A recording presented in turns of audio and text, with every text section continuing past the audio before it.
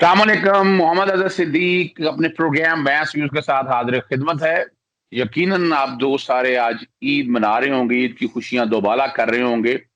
और इस दिन को तो हम भूल नहीं सकते हैं। मुसलमानों के जो त्यौहार हैं, चाहे दोनों ईदें ले लें, फिर आका दो जहां हजूर नबी करीम सल्लल्लाहु अलैहि वसल्लम का यौम विलादत ले लें, और फिर रोजे हम कैसे भूल सकते हैं। तो हमने सोचा कि ईद वाले दिन भी आप लोगों के साथ राब्ता रहना चाहिए, और आप लोगों को, और बजाय हम पाकिस्तान में, हमने सोचा क्यों ना इसरार कसाना साहब से, जिनका आपने प्रोग्राम पिछले दिन देख के कमेंट्स आए थे इस हवाले से और बड़ा पसंद किया था, तो तकलीफ दी है इसरार कसाना साहब को कैलगरी से दोबारा।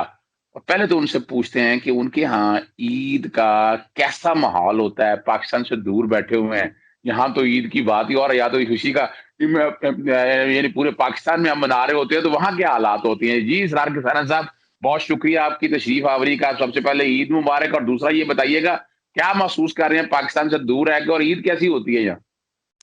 सबसे पहले तो अजहर साहब आपको भी बहुत ईद मुबारक, और ख़ास तौर पे जो आपके चैनल देखने वाले लोग हैं, बड़े मोअज़्ज़ज़ीन हैं, उन सब को, ख़वातीन व हज़रात को हमारी तरफ से, पाकिस्तानी ओवरसीज़ जितने भी हैं उनकी तरफ से ईद उल फितर मुबारक।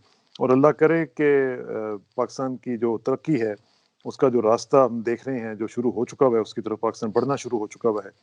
पहले तो हमने देखा था ना कि अपने खुर्शीद पे फैला दिए साए, हमने तो खुद अपने अपने जो मुल्क हमें दिया गया था उसके ऊपर हमने खुद ऐसी आफतें ढाई हैं कि अब अल्लाह का फजल है कि उसमें से हम देखते हैं कि उसमें से इंशाल्लाह पाकिस्तान बादल छट रहे हैं, पाकिस्तान आगे निकल रहा है। तो यहाँ पे एक तो यह है कि लोग बड़े एक्साइटेड हैं पाकिस्तान के हवाले से, ओवरसीज़ पाकिस्तानीज़ ख़ास तौर पे।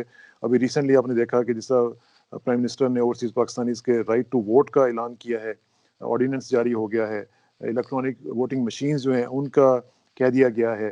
तो इस हवाले से एक शदीद किस्म की एक्साइटमेंट जो है वो पाकिस्तानी कम्युनिटी में यहाँ पे मौजूद है। जहाँ तक आपने ईद का बताया, तो ईद का जो है आपको पता है आजकल कोविड की वजह से बड़ी डैम्पन्ड किस्म की ईद यहाँ पे गुजर रही है। मज़ा तो नहीं आ रहा उस तरह जिस तरह का मज़ा आता था, क्योंकि ना किसी के पास जा सकते हैं ना मिल सकते हैं। और यहाँ पे आपको पता है जो प्रोटोकॉल्स हैं उनकी धज्जियाँ नहीं कोई उड़ा सकता पाकिस्तान की तरह। यहाँ पे तो जो प्रोटोकॉल्स दिए जाते हैं, you have to follow them. अगर कोई फॉलो नहीं करता तो उसको फिर ज़ाहिर है कि भुगतना पड़ता है। ही हैज़ टू और she has to face the music. Pakistan में भी मेरा ख्याल है कि लोगों को इसी तरह करना चाहिए, कोऑपरेट करना चाहिए। गवर्नमेंट के जो भी आते हैं डायरेक्टिव्स आते हैं उनको फॉलो करना चाहिए इन लेटर एंड स्पिरिट, ताकि इस मामले से निकला जाए और लेट्स मूव ऑन। और इसमें बहुत हो चुकी, अब 2 साल होने वाले हैं, अब लोग तंग आ चुके हैं। एपिडेमिक की जो फटीग है वो बहुत बढ़ चुकी है, लेकिन फिर भी अल्लाह का शुक्र है। वो कहते हैं अल्हम्दुलिल्लाह अला कुल्ली हाल, अल्लाह ताला का शुक्र है हर हाल में जी।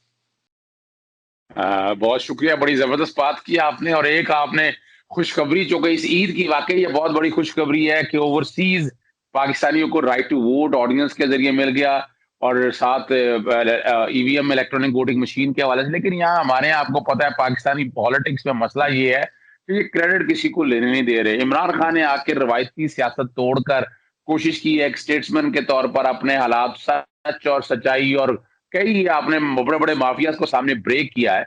आप क्या समझते हैं कि पाकिस्तानी सियासत में हम मुख्तलिफ सिनेरियो में अगर बांटते हैं, स्टार्ट का सिनेरियो कायद आज़म मोहम्मद अली जिन्ना और उनका एरा था, फिर उसके बाद जनरल अयूब का एरा आया, फिर जुल्फकार अली भुट्टो साहब का एरा आया, और वो काफी, फिर जनरल मुशर्रफ, जनरल ज़ियाउल हक का एरा आया, फिर वापस आ जाएं, फिर पीपल्स पार्टी और नवाज शरीफ, ये सारा एरा चला है। मैं जरा, क्योंकि मैं भट्टो की पॉलिटिक्स के बाद की बात कर लगा, ज़ियाउल हक साहब जी की पॉलिटिक्स के बाद की बात करता हूँ। उसके बाद की पॉलिटिक्स देखे तो इतना गंद और इतना गदर मच गया इसके अंदर, लूट मार और वो सारी चीजें ये उन दौरों में नहीं थी। अब क्या फर्क महसूस कर रहे हैं मौजूदा दौर में, और ये खास तौर पर 84 की पॉलिटिक्स के बाद। ये जो आपने ये जो हिस्ट्री बताई है ना अजय साहब, ये तो रोने वाली हिस्ट्री है। इसमें ज़्यादा रोना है और कम जो है वो राहत के दौर गुजरे हैं। इसके बावजूद मैं सिर्फ एक शेर बताऊंगा, आपको पढ़ूंगा कि कितना मुश्किल है अजियत ये गवारा करना, दिल से उतरे हुए लोगों में गुजारा करना। हमारी किस्मत में ऐसे ऐसे लोग आए हैं। मैं अब अमेरिकन हिस्ट्री पढ़ते हैं, आपको पता चलता है कैसे कैसे लीडर्स वहाँ पे आए। आप इवन यूरोपियन हिस्ट्री में आप देखते हैं, वहाँ पे आपको लीडर्स मिलेंगे। جن لوگوں نے آ کے اپنی ذات سے اٹھ کے اور قوم کا سوچا. ہماری دیکھیے کہ جیسی ایسی بد نصیبی ہے کہ کہت الرجال ایسا ہے کہ آپ بس الامان الحفیظ، یعنی قائد اعظم کے بعد ہم دیکھتے ہیں کہ کوئی بندہ ہی نہیں نظر آتا. میں آج مدرس ڈے کے اوپر لوگوں سے میسج ان کو دے رہا تھا.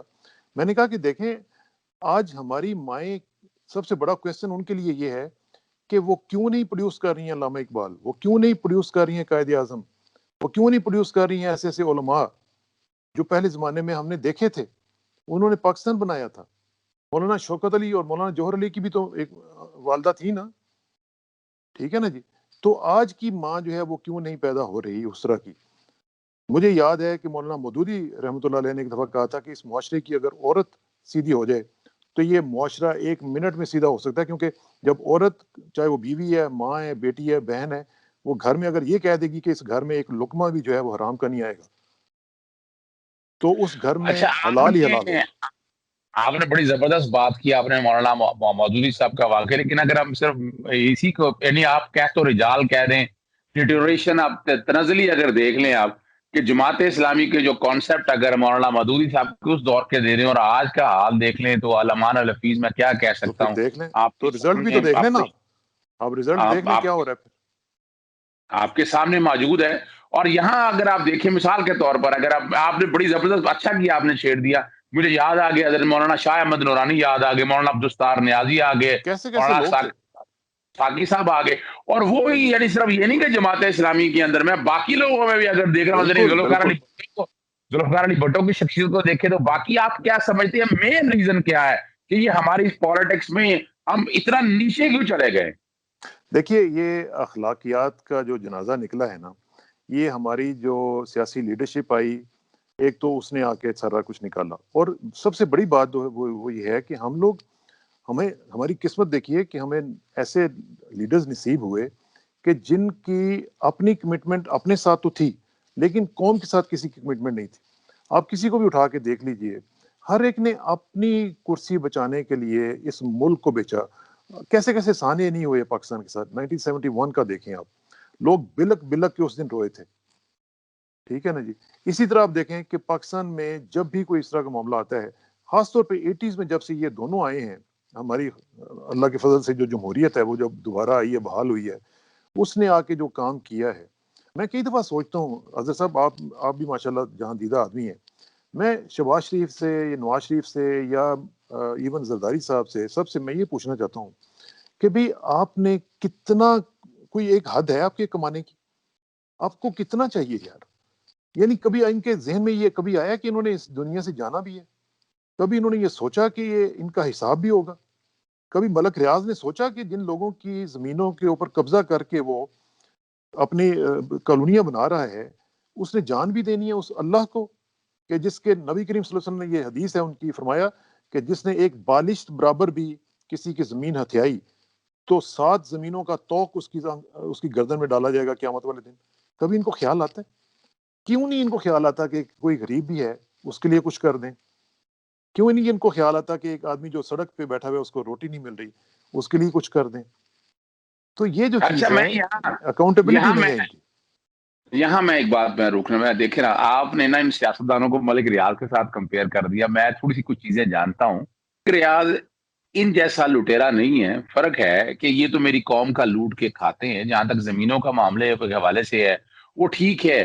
یعنی میں کراچی کے معاملات کے کچھ تھوڑا سا جانتا بھی ہوں کہ کراچی میں سپریم کورٹ نے کچھ 480 ارب کے قریب رقم ڈالی ان کے پر، وہ زمینیں الاٹ کر دیں اور وہ زمینیں آگے لے کر جانی تھی. وہاں پر کچھ قبضہ مافیا ایسی ہیں جو آپس میں چیزوں کو پورٹری اس طرح کر رہے ہیں، جو کہ آپ کیلیگری میں بیٹھے ہوئے ہیں. یہاں حالات یہ ہیں کہ وہ چیزیں ساری اول، جہاں تک پیسے بنانے والی روش ہے میں اس سے ہٹ کے بات کر رہا ہوں کہ وہاں، اور یہ کوشش کر کے، میری ایک دفعہ بات بھی ان سے ہوئی تھی تو انہوں نے، میں نے کہا جی آپ یہ چلاتے ہیں، لنگر خانے چلاتے ہیں، آپ غریبوں لوگوں کو سب کو بانٹتے ہیں، یہ توفیق باقی آپ کے بڑے سیاستدانوں کو نہیں دی ہے. چلے وہ جیسا بھی ہے، میں اس کانٹیکٹ سے بات نہیں کر رہا. میں ان کو کمپیریزن کے حوالے سے بات کر رہا ہوں کہ سیاستدانوں نے تو جو لوٹ مار کا بازار گرم جس طرح کیا ہوا ہے، یعنی ہزاروں ارب میں جائیدادیں ہیں. یعنی میں لنڈن میں گیا، لنڈن میں تو ان کے ہائیڈ پارک، ایون فیلڈ، پھر وہ ٹوئن ٹاورز، میں وہ دیکھ کے پریشان ہو گیا. پھر سوئٹزرلینڈ میں جو دوست بیٹھے ہوئے ہیں شر محل کے حوالے سے جب باتیں سامنے آتی ہیں تو دقت اور تکلیف یہ ہوتی ہے کہ انہوں نے ملک ریاست چلیں کاروبار کر کے کچھ حوالے سے اپنے طور پر یہ کام کیا، پر ان لوگوں نے کاروبار بھی کوئی نہیں کیا ٹی ٹیز کے اوپر، یعنی یا تو ان کے اکاؤنٹوں میں ٹی ٹی آئی ہیں یا ان کا انامی بانڈ نکل آئے ہیں، اور اس کے علاوہ کام تو کوئی نہیں کیا، اور یہ خربوں یعنی 4-5 ہزار ارب کے قریب ان سب کے اثاثے ہیں. کیا کہنا چاہتے ہیں یہ لوگ؟ دیکھیں میں اظہر صاحب ایک بات بتاؤں آپ کو، پاکستان اب راک باٹم پہ پہنچ چکا ہوا ہے.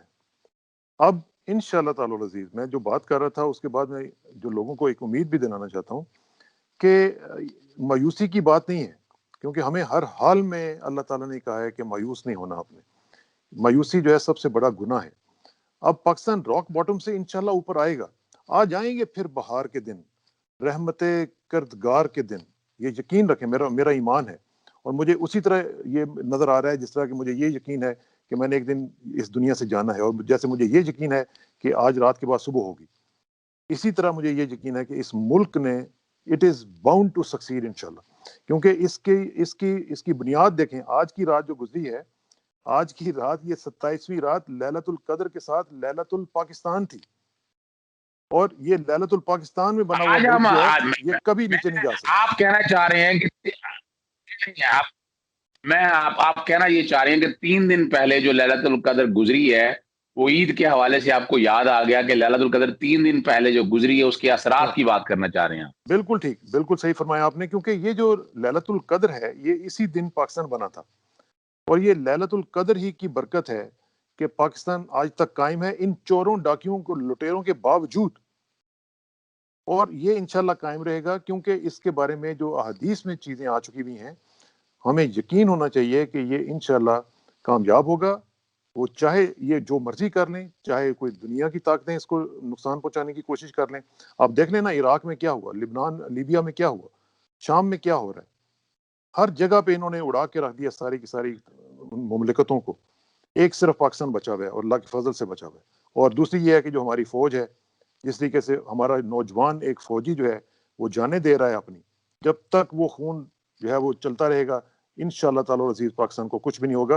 اور مجھے یقین کریں، مجھے اس میں کوئی شک نہیں ہے، کیونکہ وہ جو بھی بات ہم کرتے ہیں نا، وہ اقبال کا ایک مصرع میں آپ کو سناتا ہوں. وہ اس نے کہا کہ مصرع من قطرہ خون من است. وہ نے کہا کہ میرے ایک مصرے کے اندر میرے ایک خون کا قطرہ قطرہ موجود ہوتا ہے. اسی طرح ہمارے جو پاکستان ہے، اس کی مٹی میں ہمارے شہیدوں کا جو خون ہے وہ موجود ہے. اس کو انشاءاللہ کچھ نہیں ہوگا. اچھا، بس پروگرام ختم کرنے سے پہلے صرف اتنا بتائیے گا کہ آپ عمران خان کی قیادت میں یا عمران خان کی آنے والی سیاست میں کیا دیکھ رہے ہیں کہ عمران خان ان مافیا جو پارٹی کے ان کے اپنے اندر بھی ہیں باہر بھی ہیں ان سے مقابلہ کر سکے گا؟ دیکھیں، عمران سے تو مجھے امید ہو یا نہ ہو، مجھے اپنے خدا سے امید ہے، اور میں اس سے مایوس نہیں ہو سکتا. میں نے آج بھی آپ نے کہا نا، پچھلے پروگرام میں آپ نے کہا تھا کہ میں نے عمران کو جب دیکھا وہاں پہ تو ہمارا بھی دل للچایا کہ کاش ہم بھی وہاں پہ ہوتے. ٹھیک ہے نا؟ بالکل. اچھا، اس خدا سے امید ہے. اور میں یقین مانے، میں عمران کو دیکھ رہا تھا خانہ کعبہ میں انٹر ہوتے ہوئے، تو میرا اس کے ساتھ پچھلے 27-28 سال سے تعلق ہے. میں اس کی ایک ایک چیز کو جانتا ہوں.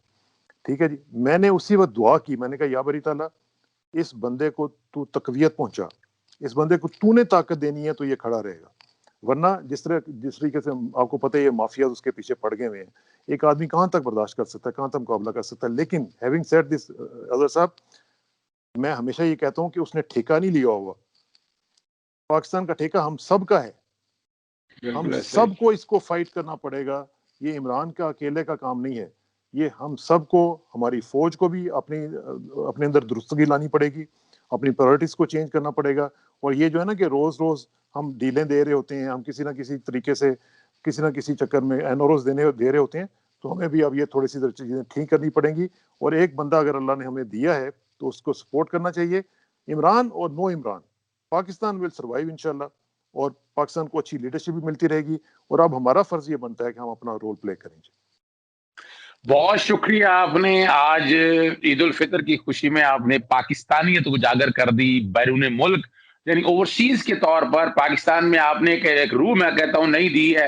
اور میرا جہاں تک خیال ہے ہمارے سننے والوں کو آپ کی باتیں بہت پسند آئیں گی. پیوستہ راج شجر سے امید بہار رکھ میں اسی سے اختتام کرتا ہوں اپنے آج کے پروگرام کا.